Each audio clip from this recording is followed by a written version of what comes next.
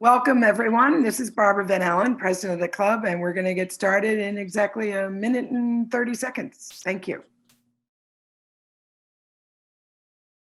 Well, good afternoon, and welcome to the 608th meeting of the Economic Club of New York in our 114th year. Now, I'm John Williams. I'm the chair of the club and president and CEO of the Federal Reserve Bank of New York. So as many of you know, the Economic Club of New York is the nation's leading nonpartisan forum for discussions on economic, social, and political issues. And our mission is as important today as ever as we continue to bring people together as a catalyst for conversation and innovation. A special welcome to members of the Economic Club's 2021 class of fellows, a select group of diverse, rising, next-gen business thought leaders, and welcome to the graduate students from the Gabelli School of Business at Fordham University. Now, it's a pleasure for me now to welcome our special guest today, the Honorable Lael Brainard. Lael took office as a member of the Board of Governors of the Federal Reserve System in 2014, and prior to her appointment to the board, Lael served as Undersecretary of the U.S. Department of Treasury from 2010 to 2013, and Counselor to the Secretary of Treasury in 2009. Now, during this time, she was a U.S. representative to the G20 Finance Deputies and G7 Deputies, and was a member of the Financial Stability Board. She received the Alexander Hamilton Award for her service. From 2001 to 2008, Lael was Vice President and the Founding Director of the Global Economy and Development Program and held the Bernard L. Schwartz Chair of the Brookings Institution, where she built a new research program to address global economic challenges. And Lael served as a Deputy National Economic Advisor and Deputy Assistant to President Clinton. She also served as President Clinton's personal representative to the G7 and G8. She received a BA with University Honors from Wesleyan University and received a PhD in economics from Harvard. So the format today will be a conversation, and we're fortunate to have club member and chief U.S. economist at JP Morgan, Michael Feroli, doing the honors of moderating. And we'll end promptly at 2:45. And as a reminder, this conversation is on the record. We have the media online. And now without further ado, Lael, the mic is yours. Well, thank you. It's really a pleasure to be here with the Economic Club of New York. Thank you to Barbara Van Allen for the invitation. Thank you to John Williams for the very kind introduction. And I'm looking forward to the conversation with Michael Feroli. So just looking out from where I sit, consumer demand is strong, vaccine coverage is expanding, and pandemic-affected sectors are reopening in fits and starts. Similar to the pandemic shutdown with its ebbs and flows, the reopening is without precedent, and it's generating supply-demand mismatches at the sectoral level that are temporary in nature. Separating signal from noise in the high-frequency data may be challenging for a stretch. The sectoral supply-demand mismatches are making it difficult to precisely assess inflationary developments and the amount of resource slack from month to month. But looking through the noise, I'm optimistic we will see further progress in coming months. Today, the economy is far from our goals, and there are risks on both sides. The best way to achieve our maximum employment and average inflation goals is to be steady and transparent in our outcome-based approach to monetary policy while remaining attentive to the evolution of the data and prepared to adjust as needed. So let me just touch briefly on the demand and supply mismatches, note how they're affecting inflation in the labor market, and then wrap up with a brief discussion of policy before the conversation with Mike. Last week's updated estimate of first quarter real GDP continued to show strong annualized growth of 6.4%, and I expect a further acceleration in output growth during the current quarter. Looking through the month-to-month variation, the data suggests that very strong underlying spending growth is continuing this quarter, fueled by recent fiscal support and continued reopening. Real PCE, personal consumption expenditures, stepped down slightly in April after surging over 4% month over month. In March, due to a strong spend out that month of fiscal support, a similar pattern of moderation in April following outsized strength in March is also evident at the level of individual goods categories. Spending growth is strong in the pandemic-affected services sectors that are reopening, with spending at restaurants and bars increasing 3% in April after surging over 13% in March. So overall growth this year is expected to be the strongest in decades as the economy bounces back from the depressed levels associated with the pandemic. The supplemental savings accumulated over the course of the pandemic from fiscal support and constrained services consumption hold the potential for a substantial amount of additional spending, but there's a lot of uncertainty about how much of that's likely to be spent out this year or perhaps more slowly over time. While the early spend out in the first quarter of this year was exceptionally strong, whether that strength will be maintained depends in part on the distribution of where that remaining additional savings sits. Spending could moderate, for instance, if a lot of those additional savings is concentrated among higher income households that may already have completed many of their durable goods purchases or who may return to pre-pandemic consumption of discretionary services rather than making up for the underconsumption during the shutdown.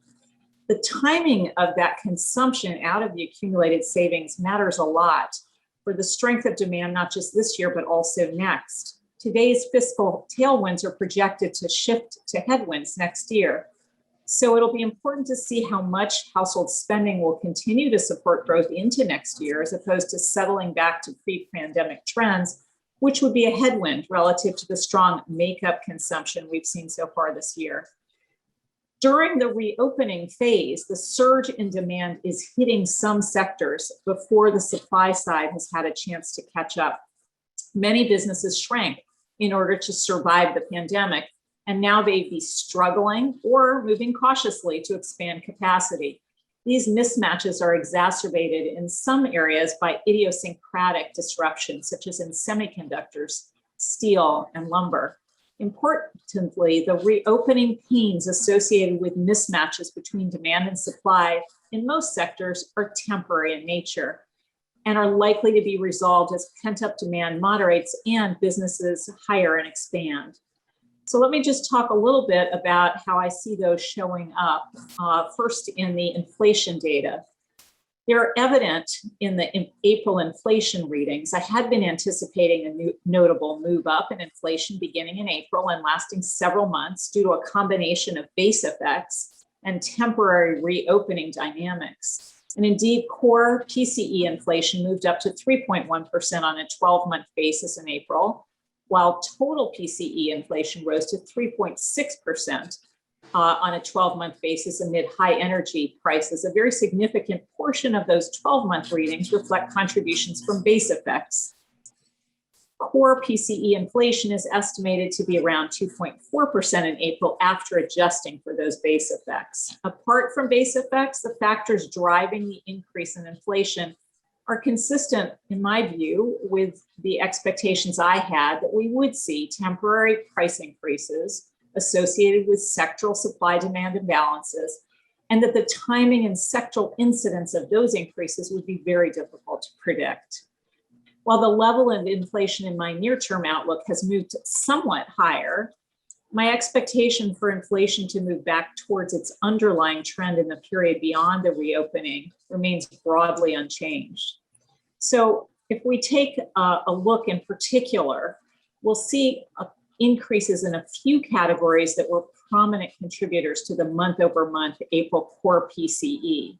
Used vehicles, airfares, and accommodations together contributed nearly 1/3 of month-over-month core PCE inflation in April, even though the cumulative weight of all of those components in the PCE basket is just 3%.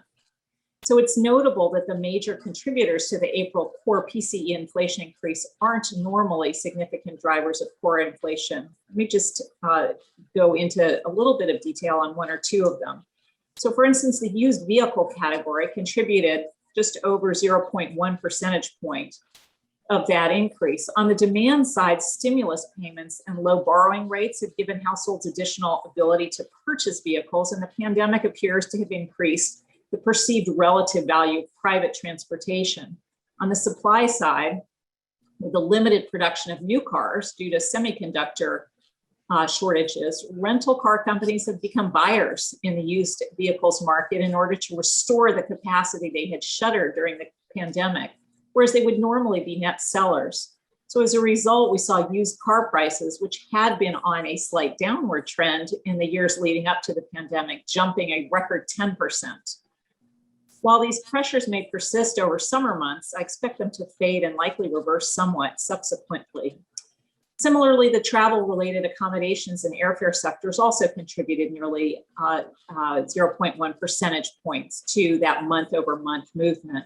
Prices in these categories are recovering from very depressed values well below their pre-COVID levels. They're expected to continue to rise amid renewed summer travel, but the natural limitations of making up spending on foregone travel are likely ultimately to result in a normalization of demand growth after a few quarters, and the capacity in these sectors will likewise increase from their depressed pandemic levels.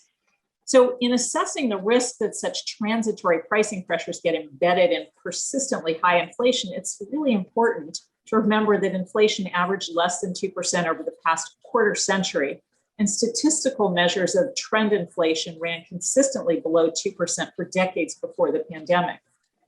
Relative to the entrenched inflation dynamics that existed before the pandemic, the sharp temporary increases in some categories of goods and services seem unlikely to leave an imprint on longer run inflation behavior.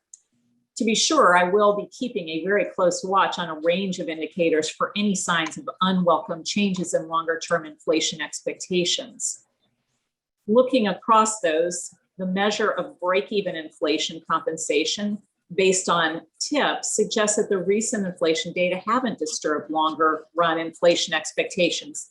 Since the April CPI data were released, TIPS-based break-even rates over the next 5 years, and separately for the five-year forward, have moved down, not up. Those measures suggest that market participants are demanding slightly less compensation for expected longer-term inflation than they were before the inflation data were released relative to medium-term inflation. Some survey-based measures of inflation expectations are mixed. The most recent survey of professional forecasters did show an increase in median PCE inflation expectations over the next 5 years of 20 basis points, from 2% to 2.2%, and a smaller change for inflation expectations over the next 10 years from 2 to 2.1%. So similar to the market-based measures, this measure implies a slight decline in the forward inflation measure used to proxy for longer-term inflation expectations relative to medium-term expectations. By contrast, the median response in the May Michigan survey regarding inflation over the next 5 to 10 years moved up to a level last seen in 2013. Putting all of those together, the board staff's index of common inflation expectations edged up a few basis points, but just reaching the bottom end of its range of values before 2014. The inflation dynamics seen over a few decades have led to inflation that's somewhat below target and relatively stable. And generally, we would expect inflation dynamics to evolve very gradually. Longer-term expectations have been extremely well anchored, so when some developments have pushed inflation above or below target, the rise has not been embedded in the ongoing inflation rate.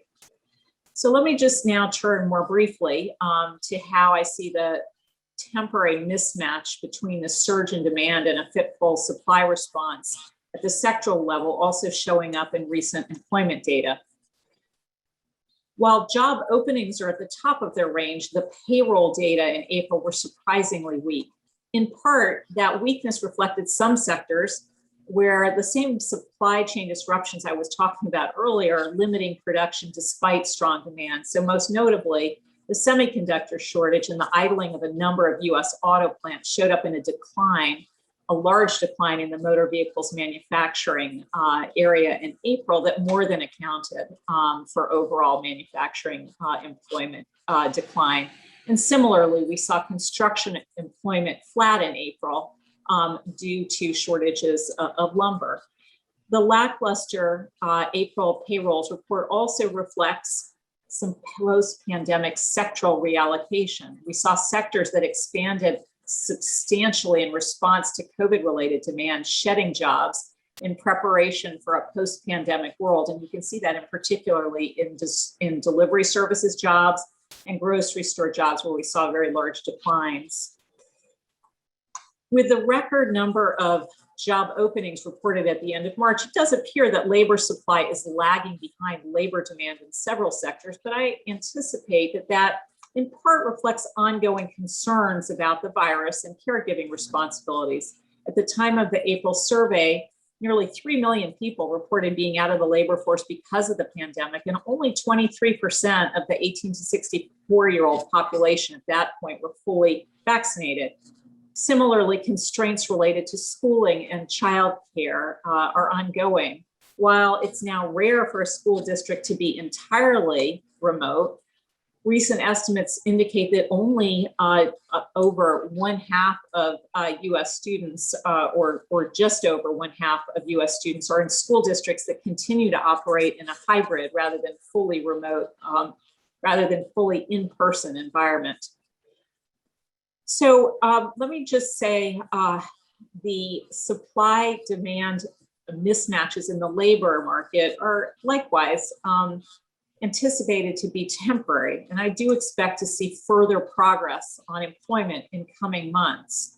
While it's difficult to disentangle the effects of concerns about contracting the virus or caregiving responsibilities brought on by the pandemic from those of supplemental benefits, all of these factors are likely to diminish by autumn with a return to fully in-person school, progress on vaccinations, and the expiration of enhanced UI benefits in early September, or actually earlier in many states.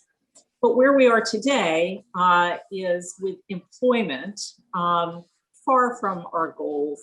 Jobs are down by over 8 million relative to their pre-pandemic level, and the shortfall is over 10 million if we take into account the secular job growth that would have occurred over the past year in normal circumstances. As of April, the overall employment to population EPOP ratio is more than 3 percentage points below its pre-pandemic level.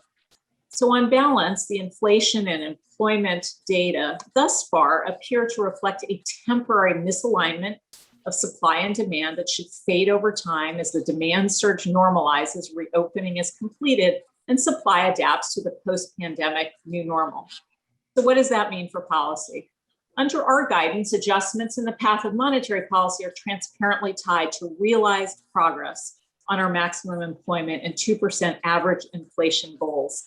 Jobs are down by between 8 and 10 million compared with the level we would have seen in the absence of the pandemic. And it'll be important to see sustained progress on inflation given the preceding multiple year trend of inflation below 2%. While we are far from our goals today, we are seeing welcome progress. And I expect to see further progress on employment and inflation in coming months. I'm attentive to the risks on both sides. I will be carefully monitoring inflation and indicators of inflation expectations for any signs that longer-term inflation expectations are evolving in unwelcome ways.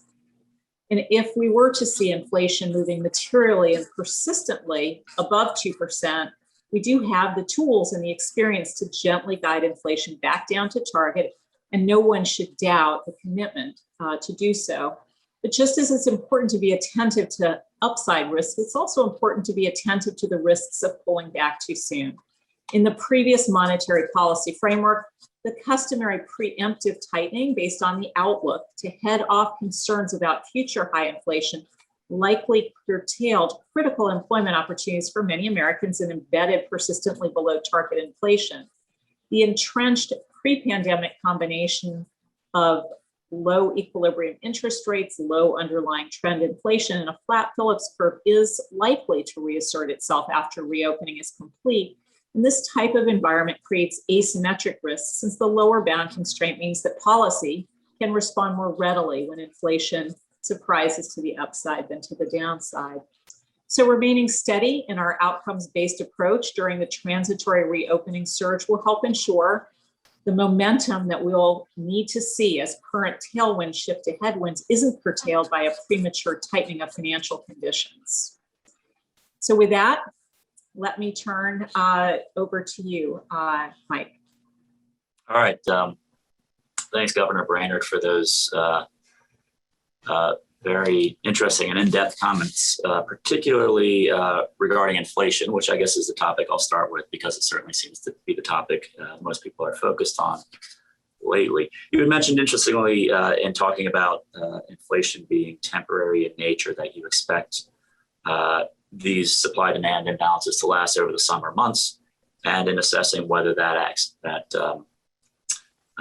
the outlook remains benign for inflation. The thing you focused mostly on was inflation expectations, and reasonably so. I was just wondering if over coming months, outside of inflation expectations, there are other measures you're going to be looking at to see whether this upside developments in inflation are truly transitory in nature. Well, I do think, as I was mentioning earlier, I want to be very attentive to risks on both sides. So I will be monitoring that data over the next several months very carefully, and I'll be looking at a dashboard, not just of the inflation expectations indicators that I noted earlier, but also carefully monitoring a variety of measures of inflation. Obviously, the core PCE measure and the PCE measure that are the focus of the committee's framework, but also a variety of different ways of looking at inflation that might control for outliers. So there are a variety of different kinds of measures of inflation that I'll be looking at. But I do think, that this is unprecedented, this reopening, that there are some reopening dynamics. And that for a variety of reasons that we talked about earlier, both the surge in demand being expected to normalize businesses over time, being able to hire and adapt, we would expect some of those reopening dynamics to fade over time, so that some of these current measures are likely reflecting some temporary factors. And would you similarly say wage measures are going to be distorted? Absolutely. I will be also looking, I think if this was the gist of your question, in addition to monitoring those price inflation measures, it'll be also very important to be monitoring measures of wage inflation. And there too, we did see the average hourly earnings measure moving up, but we also saw that, again, this is 1 month worth of data. And we saw both wages and average and work hours going up. And so it's very likely that some of those temporary factors are also showing up in the month-to-month labor data. But we will, of course, be carefully monitoring wage data that might be controlling for composition effects over a several month period, as opposed to taking too much signal from 1 month's worth of data. On inflation expectations, which you highlighted as the major thing to be most attentive to over the coming months, you referenced the board's index of common inflation expectations, which has moved back up, but is still below levels that prevailed between 2000 and 2014. Had there not been a shift in framework here, one would think 2000, the level that prevailed over that period would be something consistent with price stability. Since we have moved to a flexible average inflation targeting, does that imply that we should be looking for a somewhat higher level of inflation expectations that prevailed in that period from 2000 to 2014? Well, certainly, I think the core of the inflation part of the new framework is to ensure that inflation expectations are strongly anchored at 2%, given that there was evidence that inflation expectations had perhaps been drifting a bit down below our target in the years leading up to that change in the framework. So certainly some of the movements, the early movements in some of those inflation indicators upon the, sort of rollout of the framework and the forward guidance that was put into effect pursuant to that framework, I did actually interpret as a positive sign that the new framework was well understood. And that the framework would have that effect of being able to re-anchor inflation expectations at 2%. And so, and that is kind of at the core of that average inflation approach. And I do expect to be monitoring that very closely, although, of course, again, I don't want to take too much signal from any 1 month's worth of data. Right, of course. Staying on this topic of inflation expectations, at the last press conference, Chair Powell was asked about the possibility of inflation expectations rising ahead of reaching the full employment goals, which he said was unlikely. So let me try and ask that question a slightly different way, which is one of the motivations here of the framework review, and arguably for the adoption of the FATE framework, was to raise inflation expectations, or at least prevent an unwelcome fall in inflation expectations. Given that emphasis, should a return of inflation expectations, or why wouldn't a return of inflation expectations back to their previous levels be sufficient? Why would we need to see actual follow through on inflation if we actually see inflation expectations move ahead of that development? So, I think the forward guidance is pretty explicit in terms of what we're looking for on inflation, both in terms of the forward guidance for the path of the policy rate, where it talks about wanting to see sustained inflation sustainably at 2% with moving or on track to moderately exceed for some time. But the broader frame for that, which is in that statement, is achieving inflation that averages 2% over time in order to anchor inflation expectations at 2%. So clearly, that's something that we'll take. We'll continue to monitor that, but certainly that is not what we have seen to date. And so that is why I'll be watching the data carefully for further progress on that. Again, my own expectation is that right now what we're seeing is a combination of factors that are largely temporary in nature. Both those base effects, which are very strong currently and will be for another little while, but then these misalignments between the surge in demand and the catch up on the supply side. I think those will take some longer period of time. But my own expectation is for inflation to move back down towards target following that reopening phase. Because of those really strong entrenched inflation dynamics that we were talking about earlier. So we'll just have to monitor the data exceptionally closely. And as we are looking for progress on both legs of the dual mandate. We do talk about in our consensus statement circumstances in which the committee judges those objectives not to be complementary. So I think, the framework does contemplate those kinds of circumstances, although that's certainly not what I expect. Right. Okay. One last on inflation before moving on. I know we've talked about inflation quite a bit, not only here, but in a lot of forum. So you had mentioned, certainly current spot inflation is running rather high, and you mentioned a bunch of reasons to expect it to be transitory, which I happen to share that outlook. But at the same time, many on the committee have talked about focusing on outcomes rather than the outlook. So this sounds a little bit dissonant that we're focused on outcomes, and the current outcome is kind of achieving the inflation goals. And the transitory discussion kind of focuses more on the outlook. So maybe you could comment on what seems like a bit of a dissonant message we're getting here from the Fed in terms of outcomes versus outlooks, and then shifting the discussion on the inflation to the outlook. Yeah, so both the framework and the forward guidance talk about sustained achievement of 2% inflation.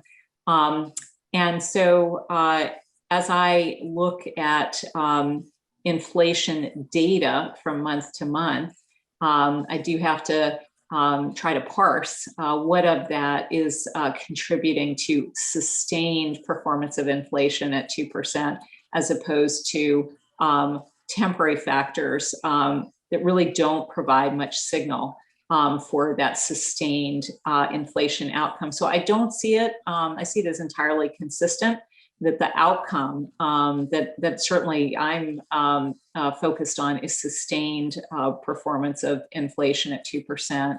And so, it is important to try to understand the nature of the data from month to month in the inflation readings.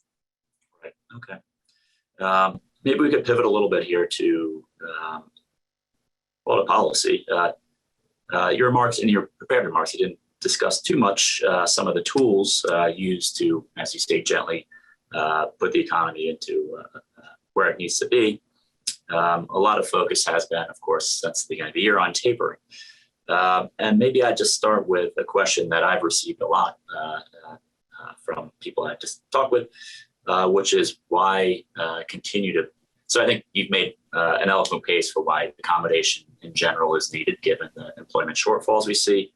But I guess there's some more questions about why that accommodation is taking place in the form of mortgage purchases, particularly given that the most recent financial stability report kind of flagged somewhat elevated housing prices. So perhaps you could discuss, the rationale for continuing mortgages at the current pace. Yep. Yeah. So, broadly speaking, because of the lower bound constraint, right, asset purchases is an integral part of our monetary policy framework to provide accommodation. And generally, when we turn to asset purchases, we've done so through expanding our holdings of longer-term Treasury and agency securities. And generally, by doing so, we tend to put, or the goal is to put downward pressure on longer-term interest rates. And thereby support the flow of credit to households and businesses. So generally, that's been the kind of goal of our asset purchase program. And of course, it's also important to remember that when we started during the very severe market stress episode in March of last year, our purchases of both treasuries and agencies were also very important to smooth market functioning. That was the original goal, and it shifted later, late last year, in fact. So the composition of security purchases we now have, in fact, reflects the pace of treasuries and MBS purchases as we emerge from that most intense period of the crisis in June of last year. And the composition of purchases at that time appeared to be effective. And so the FOMC chose to retain that composition to help provide certainty to market participants about the path of our asset purchases over time. So that's where we got to that composition to begin with. And broadly speaking, from just a sort of monetary accommodation perspective, the effects of purchases of treasuries and agency MBS is roughly the same. So generally speaking, we believe we are accomplishing that goal of providing more accommodative financial conditions to support households and businesses through putting that downward pressure on longer term interest rates through both. So in that sense, the composition is effective in achieving our monetary policy goal. Now, of course, we do monitor the housing market and home prices very carefully. And as you say, we see strength there.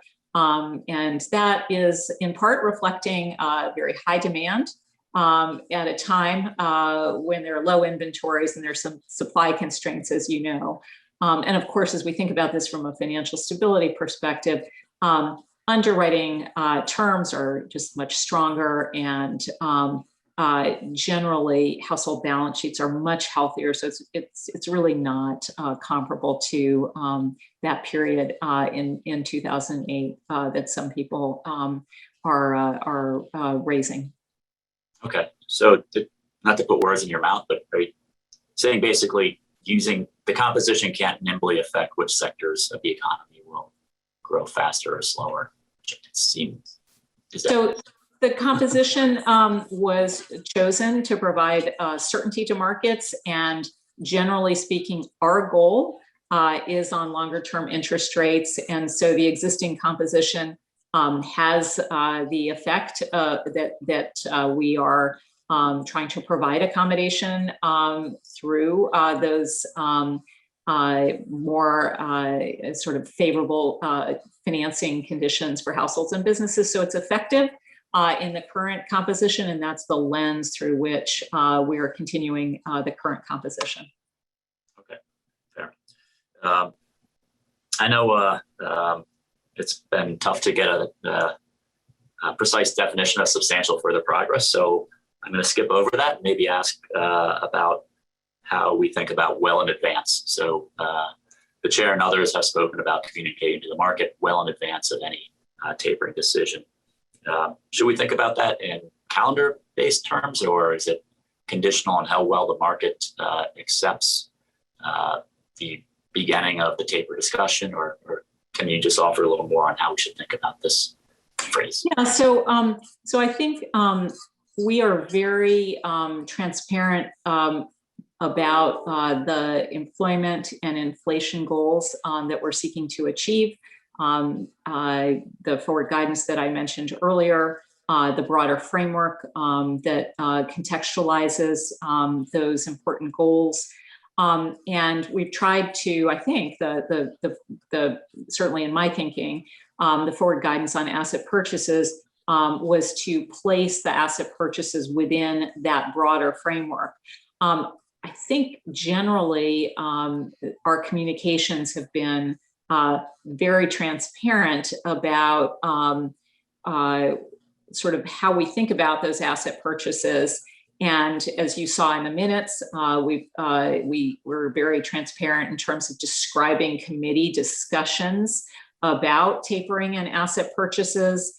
And so that's all part of the communications. And it does appear, which I think you were perhaps alluding to, that market participants seem to be broadly well-informed about what those conditions are, and seem to be reacting to data in ways that are consistent with that. And of course, we're seeing the data as the markets are seeing the data. And so the fact that we've laid out pretty clear guidance allows market participants, I think, to understand our reaction function and to assess that data the way that committee participants would. So from what I'm seeing in terms of, in particular, the New York Fed surveys of market participants and primary dealers, there seems to be, very good understanding of how committee members are generally thinking about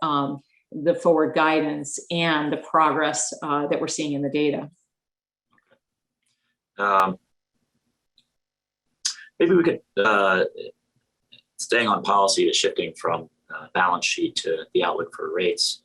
The FATE framework, is relatively new. It's less than a year old. So there are still maybe, there might be a learning process here between the Fed and the public. And I was wondering how, if there are certain rules that you might refer to in thinking about this framework. In other words, maybe we're no longer looking at Taylor rules and things of that nature as a guide, but do you look at things like the Bernanke sort of 3-year look back type of way of thinking about it? Or maybe you could just expand a little bit on some of the things you monitor to see how progress is going toward Yeah. goals in the new frame. So I can just speak for myself. So I do think a variety of different rules do provide useful benchmarks that help inform my thinking. I do think it's also important to just state up front that the F was very important in FATE, that, the framework clearly does refer to a flexible average inflation targeting approach, and it does not tie itself to a mechanistic average inflation target rule. That said, I do find it useful. And so I do look at a sort of temporary price level targeting, Bernanke, Kylie Roberts type of framework. I certainly have looked at different AIT approaches with different initialization periods and different, sort of look back periods. So I am tracking those, and they help inform my thinking. But I look at a sort of set of different approaches, and that does help inform my thinking. But I don't have a single rule that would mechanistically inform my thinking. I'm very conscious of John's time rule here. I think I probably have time for maybe one last question. It's about the employment mandate, the new interpretation of the employment mandate in terms of shortfalls. And you and many others have said, you're not going to focus on one indicator or even a set of indicators. And I just wondered why the change in thinking relative to late 2012 when the Evans rule basically focused on the unemployment rate. And I think my understanding of most of the evidence is that the Evans rule served the committee well in terms of furthering its goals. And so why now shift toward broad, whereas in the past something more tangible did a good job? Yeah, so I don't think it did a good job. I think we left a lot of jobs on the table in the previous framework. And so that is why the shift. And, there are several things that are different about the current framework on the employment side of our dual mandate. One, it is focused on shortfalls, whereas previously, the framework was focused on deviations from either side. And that was associated with a view that there was a sort of inherent necessary relationship between employment being too high and subsequent high inflation, which we just haven't seen in the data. We have not seen that kind of Phillips curve relationship. So that shortfalls change, I think, is profound, very important. Secondly, as you know, we talk instead of a reference to a natural rate of unemployment, which was part of that framework. We now talk about a broad-based and inclusive measure of maximum employment.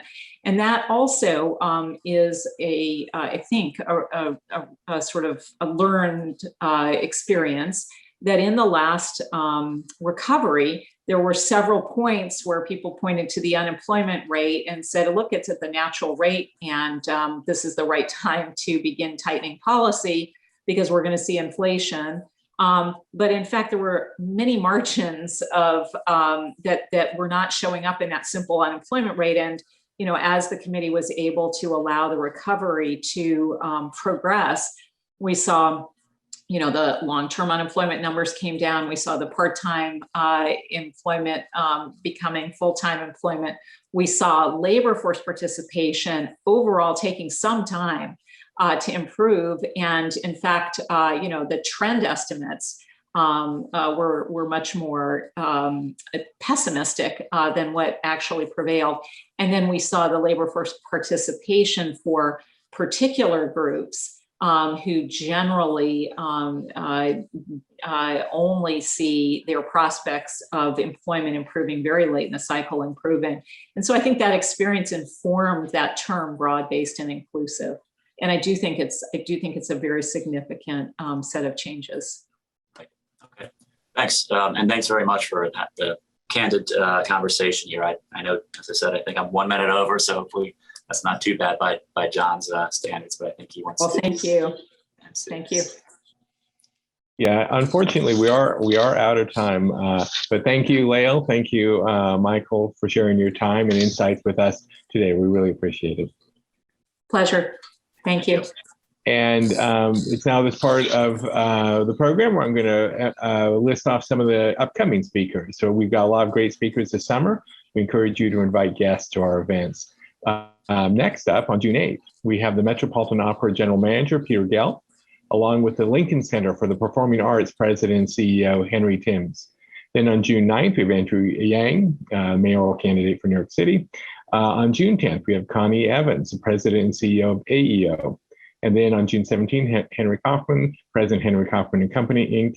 And then on June 22nd, we have Henry Louis Gates and Alphonse Fletcher, University Professor and Director of the Hutchins Center for African and African American Research at Harvard University. And of course, we have many, many more speakers that we're lining up for the rest of the year. So please check our website and your email to see that. And if you're just joined as a guest today and you'd like to become a member, please email the club at the address on the screen. Finally, I'd like to take a moment to recognize those of our 335 members of the Centennial Society joining us today as their contributions continue to be the financial backbone of support for the club and help enable us to offer our wonderful, diverse programming both now and in the future. So thank you again, and please stay healthy and safe.